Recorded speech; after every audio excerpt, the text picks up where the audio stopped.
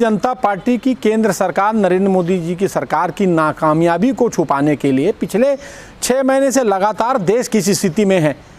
चीन डंके की चोट पर भारत की जमीन पर कब्जा कर रहा है।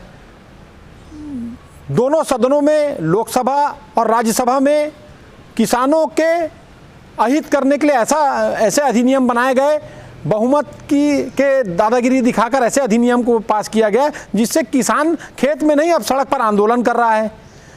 कोरोना की स्थिति ऐसी है कि पूरे विश्व में सबसे ज़्यादा संकट पे भारत देश है। हम मौत की संख्याओं को कम नहीं कर पा रहे हैं, हम स्वास्थ्य सेवाओं में उसको रोक नहीं पा रहे हैं। ये मोदी सरकार की नाकामयाबी है।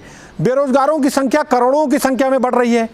आज आर्थिक स्थिति क्या है, जीडीपी -23 की ओर चले गया। तो भारतीय जनता पार्टी इन ज्वलंत मुद्दे को नरेंद्र मोदी जी छुपाना चाहते हैं। इसीलिए क्या मुंबई में जो फिल्मी कलाकार हैं, ड्रग्स, क्या उनके व्हाट्सएप से ही केंद्र सरकार को उसके व्हाट्सएप के माध्यम से ही ड्रग्स की जानकारी मिली? क्या भारतीय जनता पार्टी केंद्र सरकार का खुफिया तंत्र एनसीबी कहाँ गया था? क्या और ये ड्रग्स इस देश में नहीं बिक रहा है? ये ड्रग्स देश में बिक रहा था भारतीय जनता पार्टी की सरकार में। भारतीय जनता पार्टी चूंकि इस पर कुछ ध्यान नहीं दे रही थी, अब जब इन मुद्दों से लोगों का ध्यान भटकाने के लिए भारतीय जनता पार्टी के नेता नरेंद्र मोदी जी अलग अलग तरीके से, जो फिल्मी हस्तियां जिनका ग्राफ आम आदमी के बीच में या जिनके फॉलोअर मोदी जी से भी ज़्यादा हैं, मोदी जी अपनी लोकप्रियता को बताने के लिए, कि उनकी लोकप्रियता को जनता के सामने दिखाने के लिए जानबूझकर कि मीडिया के माध्यम से या फिल्म के माध्यम से अलग अलग तरीके से वो चाहते हैं कि उनकी विचारधारा